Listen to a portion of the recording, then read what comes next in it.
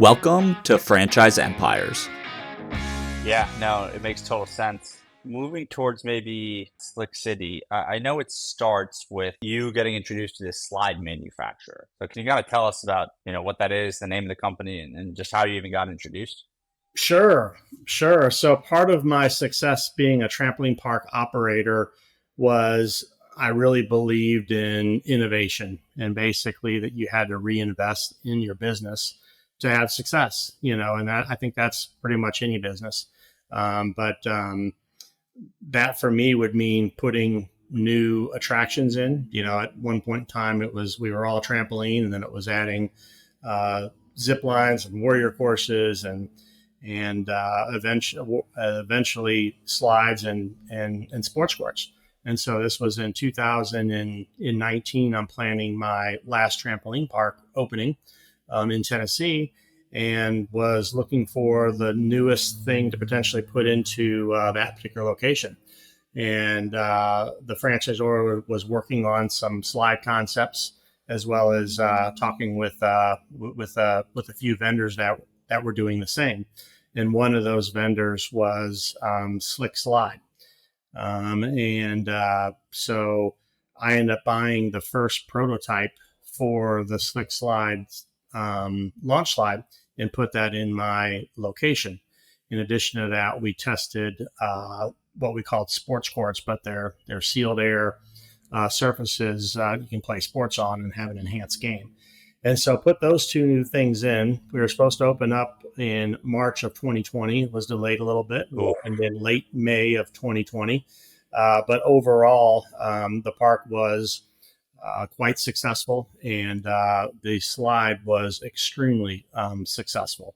And so after we put the slide in, I came in regular contact with Gary, who was the CEO and inventor of that technology. And he and I hit it off, had lots of conversations on what additional designs he was working on and those type of things. And we ended up deciding to partner with Gary with an investment that eventually helped us design more slides, as well as put the groundwork in place for what would be Slick City that we have today. And Slick City today is, we have locations between 30,000 square feet to 56,000 square feet in space, with probably 9 to 15 dry slides that are very much performance slides. And we have some sports courts. We have soft play for the young kids, and really it kind of appeals from that young person to that high schooler, to that college student, all the way to parents, and even some grandparents go down our slides. Yeah. Wow. That's so when you first got introduced to this slide, how do you even test it? Do you literally, are you the guy who you're well, let's see what it's all about, and you're the one who has to go down the slides tester? What does that actually look like when you're making a business decision like that? Yeah, great question. First off, Gary uses software, and his engineer uses software that all the water parks use. That basically you can put in the slope of the slide, you can put in the weight of the person, and various different factors that will within an inch or so tell where they're going to land. And I'm specifically talking about our launch slide, which is probably our most popular slide. And so what Gary was able to do is reduce the coefficient of friction to be similar to water. So a water slide, you get speed, you're able to do a lot of different things. Number one, because they're very large. And number two, there's water that's reducing that friction. And so in a dry environment, what he was able to do is duplicate that in a 22 foot clear height building.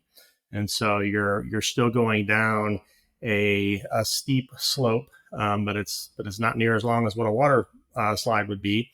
And then at the end, you're going down, and then you're going back up 2 feet, and then you're flying into an airbag, and so that's the first slide.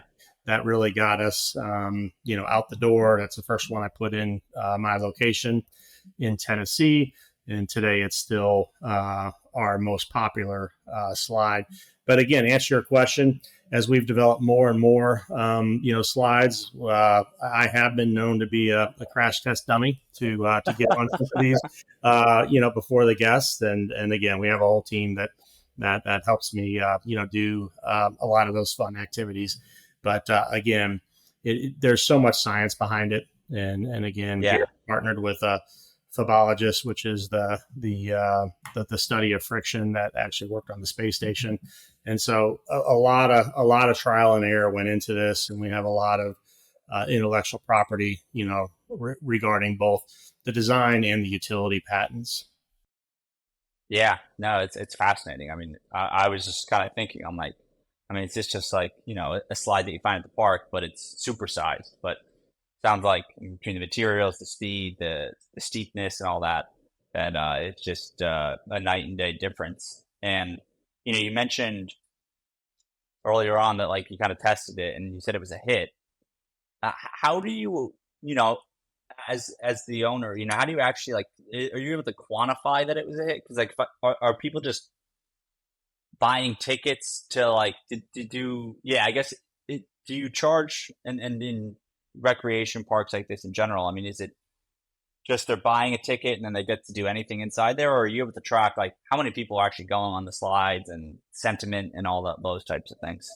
Yeah, for the most part, it's one price gets you all, and so it really wasn't the ticket price for that first one, but really it was just seeing the number of people in the lines on that particular attraction, and probably even more importantly, the parents who were videotape, were using their camera, taking videos and sending them to friends, and then the social media, influence and all that type of stuff just really helped elevated the business opening for sure.